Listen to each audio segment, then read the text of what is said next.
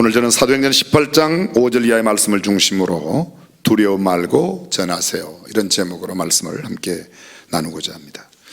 하나님은 우리를 사랑하십니다. 환난과 역경 가운데 있는 우리를 위로하시는 분이 우리 하나님이십니다. 하나님은 우리에게 복을 주시는 분이십니다. 여러분들이 태어나서 이때까지 일생을 살아오는 동안 나는 단 한 번도 피곤해 본 적이 없다, 외로워 본 적도 없다, 낙심되거나 절망하거나 두려워해 본 일도 없다, 좌절하거나 골치 아픈 문제를 만나 괴로워한 적도 없다, 불평과 불만 없이 기쁨과 즐거움으로 살아오신 분이 계십니까?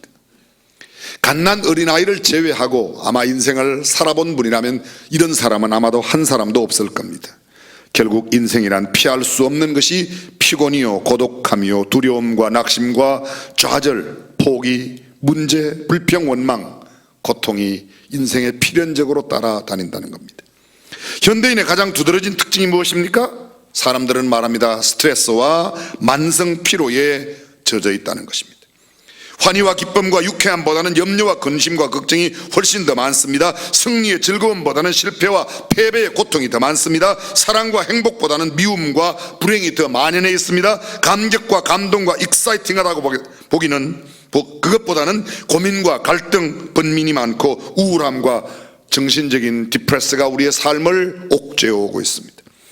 육체적 정신적으로만 아니라 영적으로도 혼란과 곤비함이 가득합니다. 성령이 충만하여 찬송과 기도가 넘치고 말씀에 대한 은혜와 감동이 넘치기보다는 영적인 고통과 좌절 속에 괴로워하는 일들이 얼마나 많은지 모릅니다.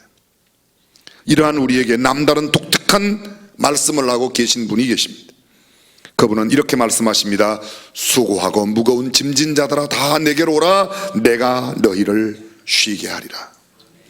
그분은 또 이렇게 말씀하십니다. 오라, 우리가 서로 변론하자. 너희 죄가 주홍 같을지라도 눈과 같이 휘어질 것이요 진홍같이 붉을지라도 양털같이 되리니까 오라고 말씀하십니다. 섬들아 내 앞에 잠잠하라, 민족들아 새 힘을 얻어라, 가까이 나오라, 그리하고 말하라. 우리가 가까이 하여 서로 변론하자. 너희 목마른 자들아 물러 나오라, 돈 없는 자도 오라. 너희는 와서 사목되 돈 없이 값 없이 와서 포도주와 젖을 사라.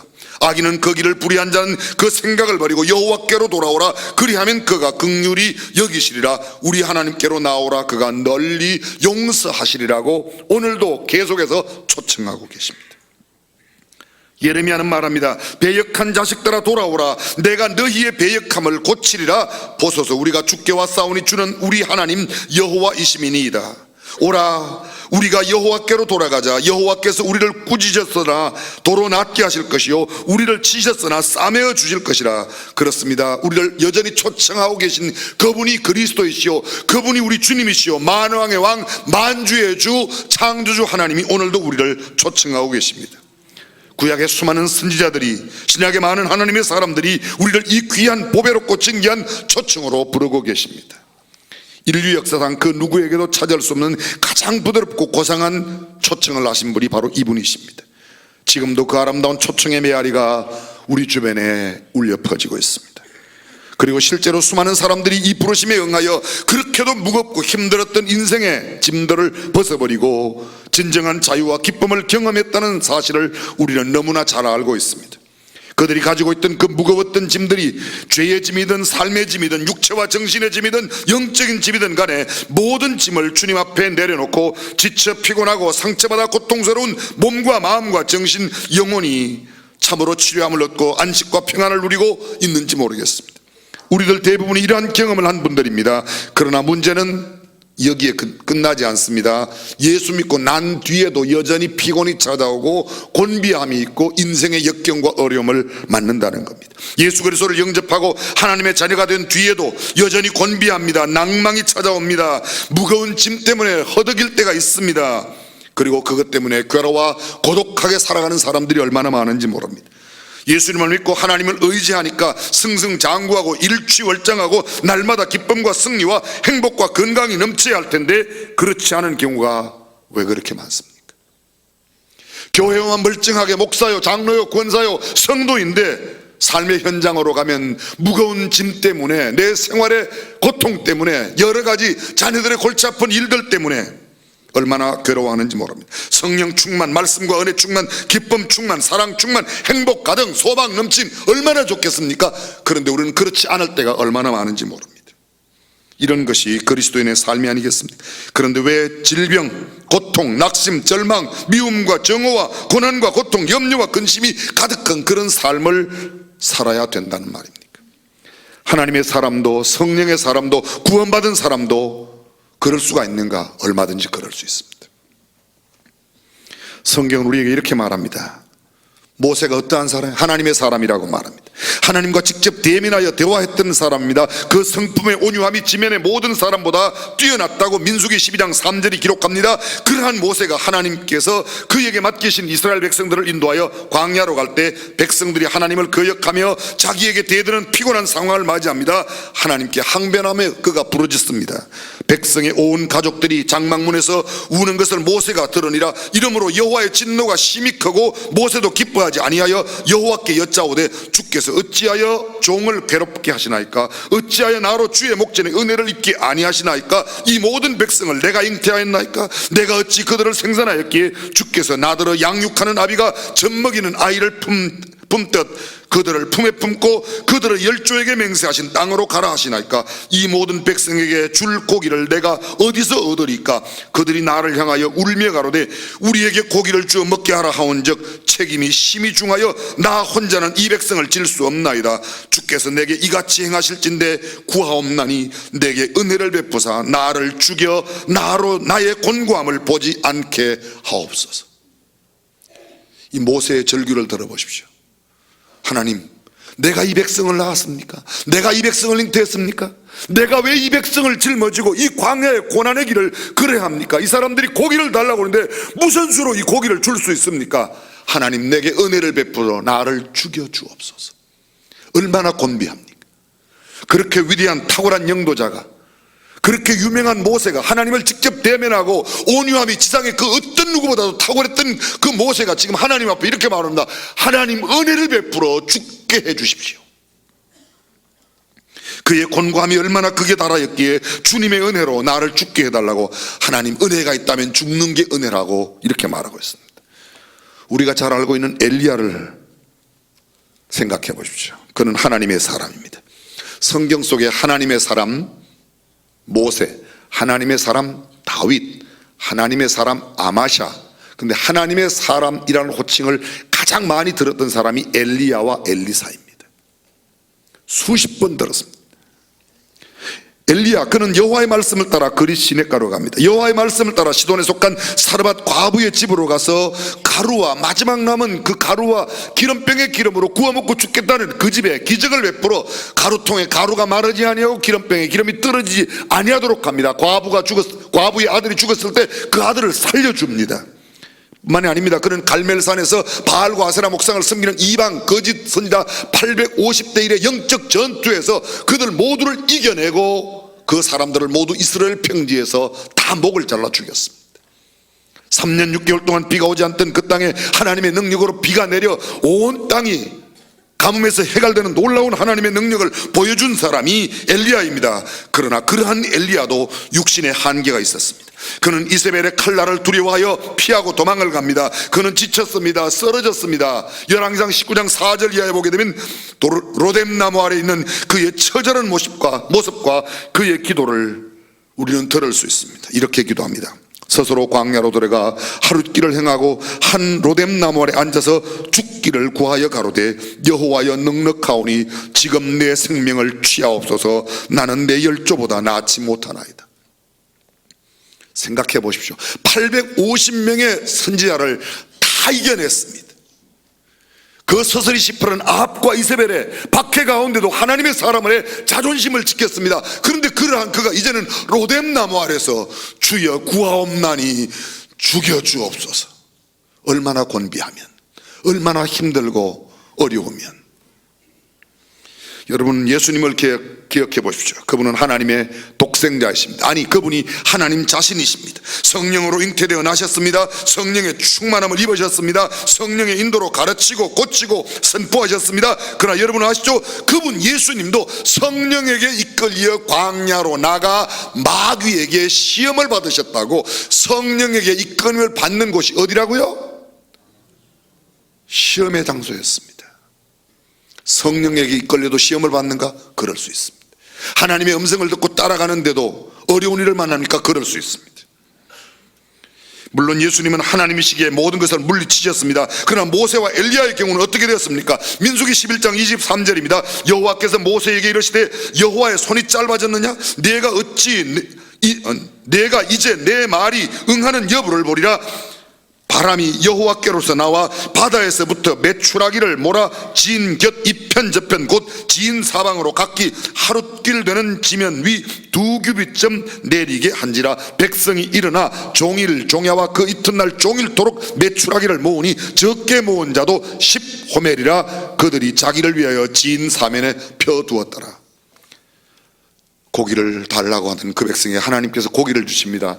바다에서부터 바람이 불어 메추라기가 와서 떨어지는데 진 사면, 이스라엘 진 사면 하룻길을 걸어갈 만큼 2규빗 두께로 메추라기가 와서 떨어졌습니다.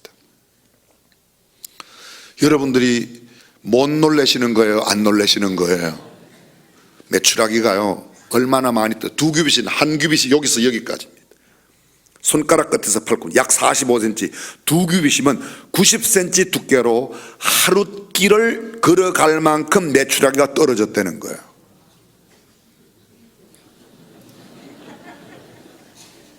예수님의 말씀은 참 맞아요. 피리를 불어도 춤추지 않고 이렇게 놀라운 이야기를 해도 놀라는 신용도 못 하시니까. 근데 종일 종야 하루 내 밤새도록, 그리고 그 이튿날까지 메추라기를 거두어 내렸는데 적게 거둔 자도 10호멜, 한 호멜이요. 이 호멜은 용량을 가르칩니다. 220리터예요. 그러면 10호멜이면 10호멜이면 220리터가 한 호멜이니까 10호멜이면 하여간 초등학교는 좋은 데 나와야 돼요. 2200리터. 얼마나 많이 잡혔는지. 근데 단 한 마리도 이스라엘 백성들이 자기의 노력으로 잡은 게 아니에요. 그 다음 구절은 고기가 아직 이 사이에 있을 때 하나님께서 그 불평하던 자들을 쳐서 죽였다. 그들은 고기 못 먹었습니다. 이 사이에 아랫니와 윗니 사이에 넣고 씹으려고 하는 중간에 죽어버렸어요.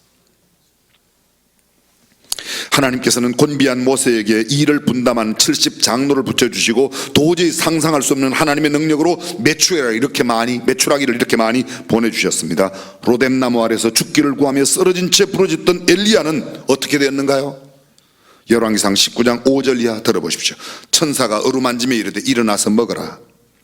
본적 머리맡에 숯불이 구운 떡과 한 병 물이 있더라. 이에 먹고 마시고 다시 누웠더니 여호와의 사자가 또 다시 와서 어루만짐에 이르되 일어나서 먹어라. 내가 길을 이기지 못할까 하노라 하는지라. 그렇습니다. 하나님께서는 우리가 주님의 뜻을 행하며 주께서 맡기신 사명을 감다가 피곤하고 넘어져 쓰러질 때 이제는 정말 죽여달라고 하는 그런 기도를 드릴 때 그냥 두지 않습니다. 하나님께서 놀라운 능력으로 그들에게 먹을 것을 주시며 그들을 어루만지시며 떡을 준비하시고 채워주시는 줄로 믿습니다. 그냥 지나치는 분이 아닙니다. 주님은 친히 찾아오십니다. 우리의 몸과 마음과 영혼을 어루만져 주십니다. 치료하여 주십니다. 보듬어 주십니다. 새 힘을 주십니다. 새 능력을 공급하여 주십니다. 이제 본문으로 가보십시오. 오늘 사도행전 18장 5절 이하의 내용이 무엇입니까? 1절부터 보시면 사도 바울이 제2차 전도행을 하며 직전 아덴을 떠나서 고린도에 왔다고. 아덴이 아테네입니다. 그리고 그들이 그곳에 와서 브리스길라와 아굴라 부부를 만나 업이 같음으로 함께 동업하며 매 안식일에 회당에서 들어가 복음을 나누었습니다. 시간이 얼마 지나갔습니다. 얼마 후 실라와 디모데가 마게도냐로서 내려왔습니다. 오늘 본문 5절은 이렇게 시작합니다. 하나님의 사람 이 바울이 복음을 전하는 이 사역에 실라와 디모데가 마게도냐에서 왔다. 마게도냐는 유럽입니다.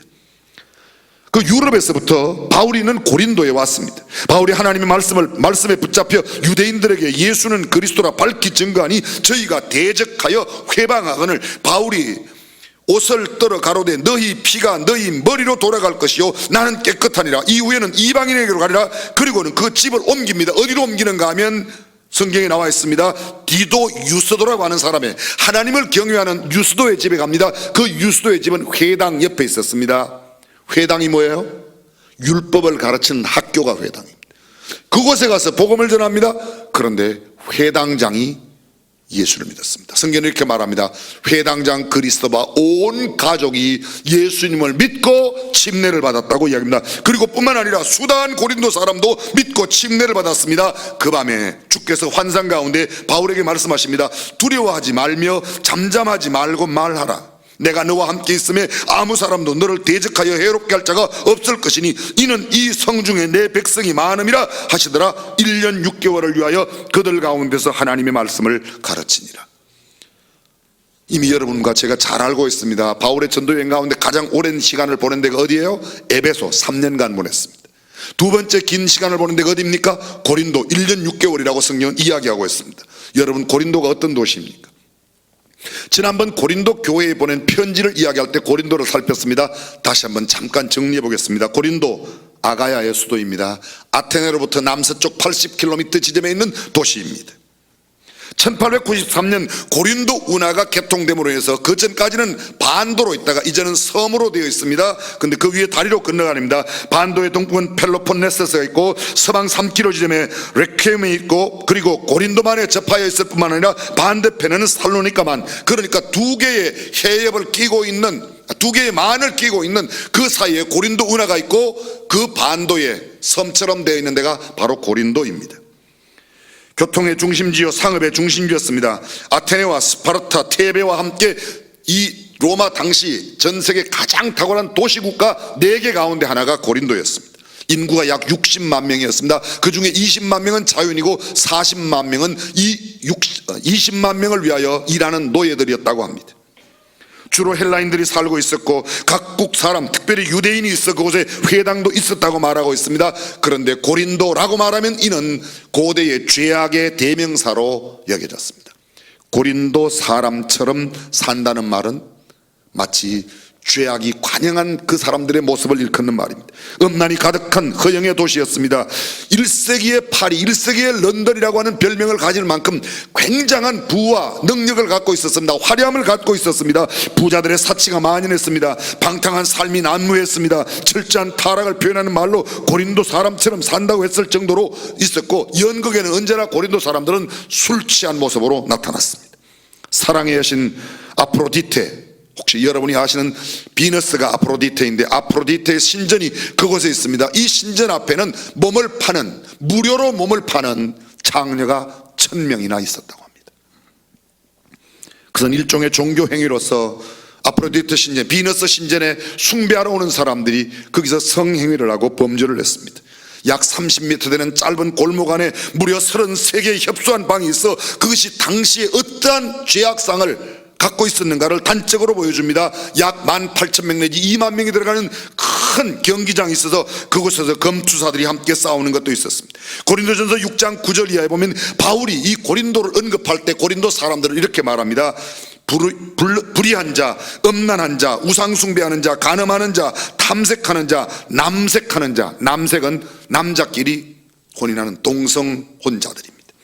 도적이나 탐남하는 자, 술 취한 자, 후욕하는 자, 토색하는 자들은 하나님의 나라를 유업으로 받을 수 없으리라. 너희 중에 이와 같은 자들이 있더니, 고린도 사람들 가운데 이런 사람들이 그렇게 많았더니 예수 그리스도의 이름과 하나님의 성령 안에서 씻음과 거룩함과 의롭다 하심을 얻었느니라.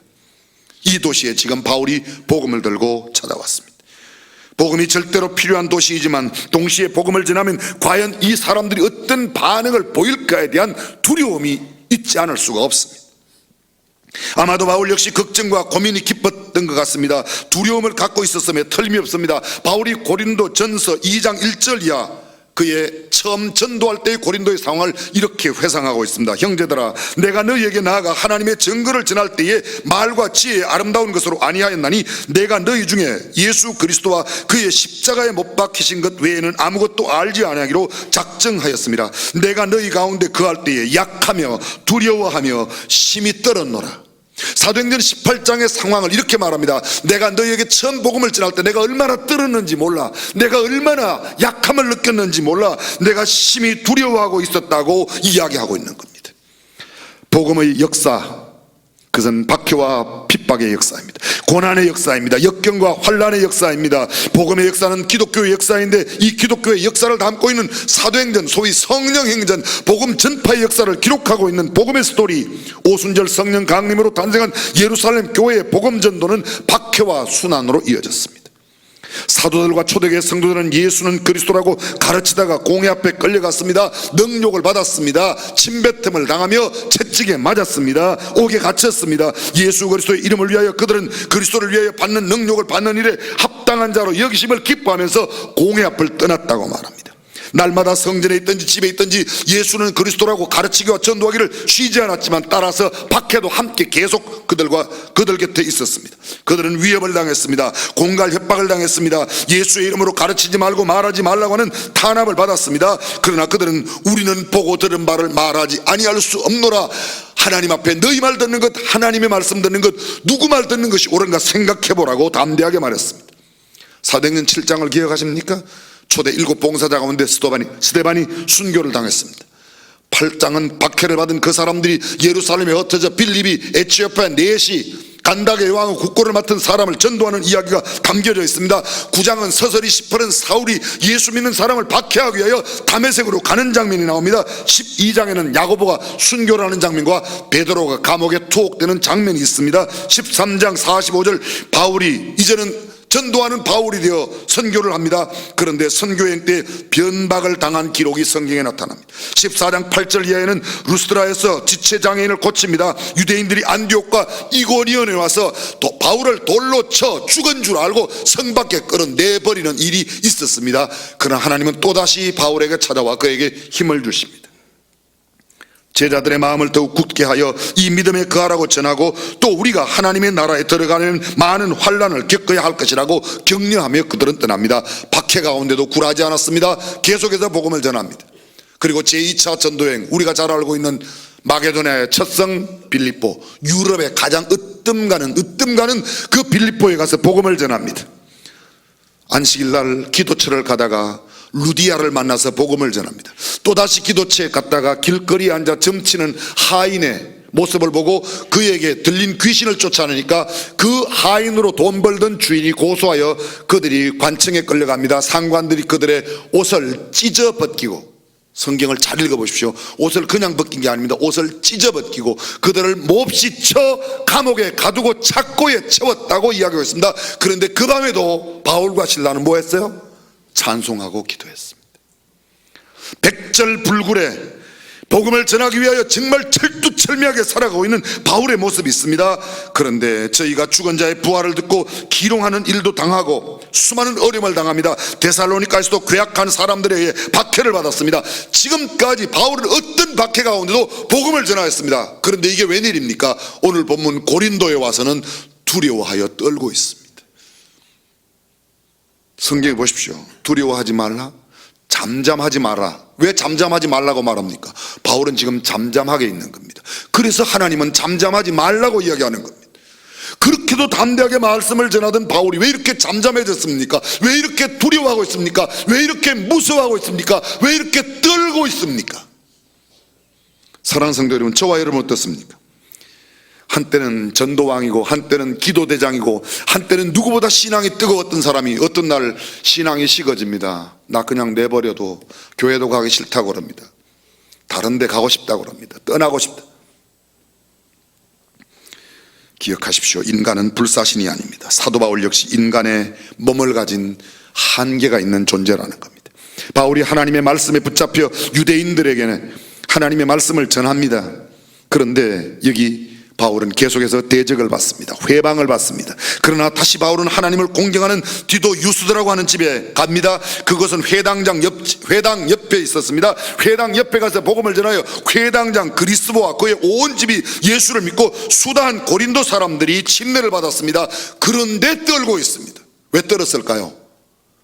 아니, 유대인에게만 복음을 전할 때도 박해를 받았는데 이제는 유대인들에게 율법을 가르치는 교장 선생님이 온 집안과 더불어 회심하고 돌아왔습니다. 수다한 고린도 사람들이 예수를 믿게 되니까 고린도의 모든 죄악상들이 점점 더 어려워집니다. 소위 죄악 산업이 점점 피폐해 갑니다. 박해를 받을 수밖에 없죠. 그런 박해 때문에 바울은 오히려 두려워하고 있습니다. 그러나 여러분, 이렇게 두려움이 엄습해오는 상황 가운데 대반전이 일어납니다. 9절을 다시 보십시오. 밤에 주께서 환상 가운데 바울에게 말씀하십니다. 두려워하지 말며 잠잠하지 말고 말하라. 내가 너와 함께 있으며 아무 사람도 너를 대적하여 해롭게 할 자가 없을 것이니 이는 이 성중에 내 백성이 많음이라. 1년 6개월을 유하며 그들 가운데서 하나님의 말씀을 전 금방이라도 피신하고 도망가고 떠나야 할 것 같던 그곳 고린도에서 1년 6개월이나 더 있습니다. 박해가 일어나 두려워하고 있습니다. 떨고 있습니다. 말도 못합니다. 복음을 전하지 못합니다. 그러면 금방 떠날 것 같은데 그곳에 1년 6개월이나 더 머물게 됩니다. 이유는 무엇입니까? 하나님이 나타나 그에게 말합니다. 바울아, 두려워하지 말며 잠잠하지 말고 말하라는 겁니다. 그 말을 조금 쉽게 번역하겠습니다. 야, 두려워하지 마라. 가서 복음을 전해.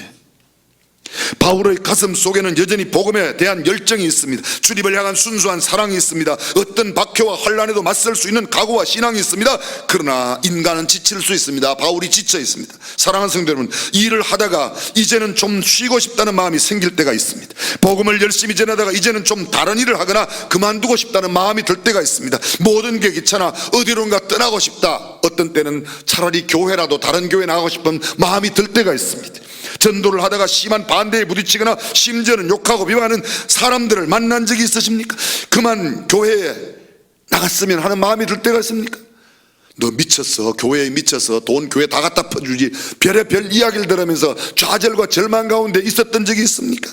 아니, 지금 그러한 비난 속에 계십니까? 지금 쉬고 싶고 멈추고 싶고 어디론가 떠나고 싶고 염려와 두려움이 엄습해오는 가운데 지금 있는지도 모르겠습니다. 왜 내게 이런 질병이 찾아왔는가? 왜 우리 아들에게 이런 일이? 왜 우리 가정에 이런 일이? 아, 이제 그만두고 싶다. 그런 마음이 되십니까?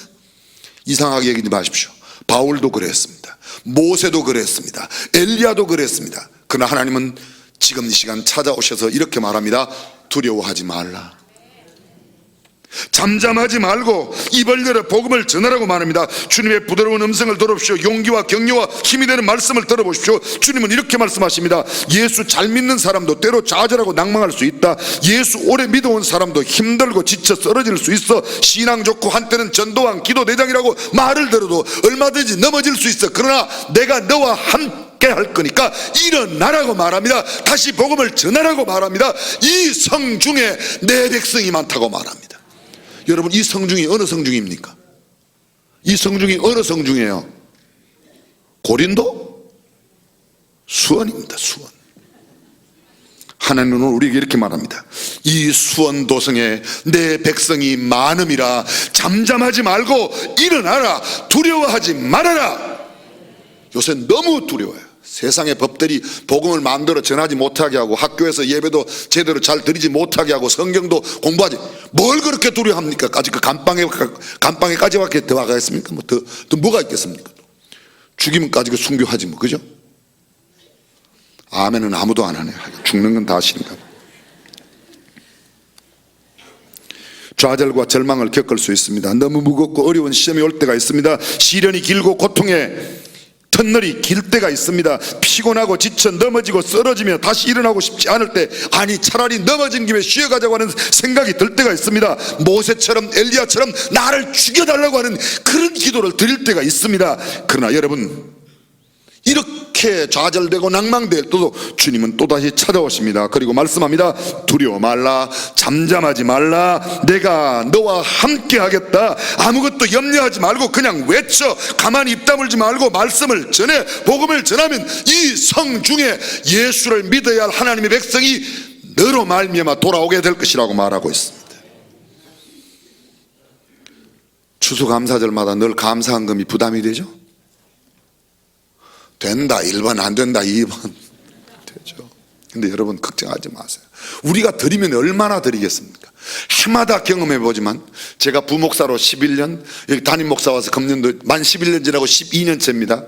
근데 해마다 추수감사절 되면 헌금, 뭐 많이 하는 분도 계시지만 못하는 분도 계시고 형편대로 믿음대로 하는 겁니다. 그런데 많이 한다고 우리가 얼마나 하겠습니까? 지금까지 부목사, 담임 목사 도합 20몇 년 지나도 아직도 추수감사헌금 10억 하는 사람 한 번도 본 적이 없어요.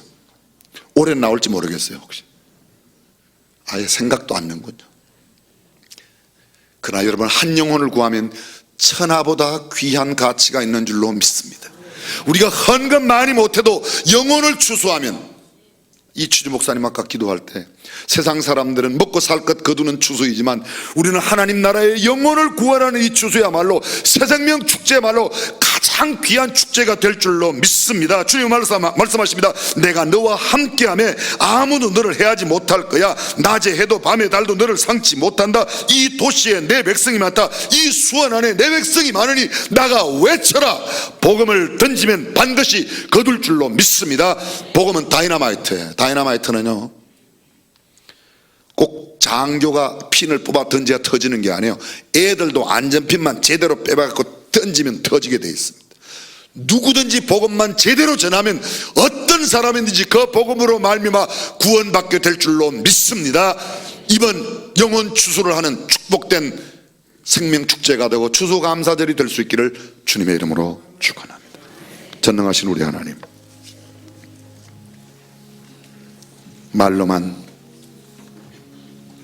입으로만 하는 것이 아니라 나가 두려워 말고 전하여 영혼을 구원하는 영혼 추수의 축복된 시간이 되게 하여 주옵소서. 주 예수님의 이름으로 기도합니다. 아멘.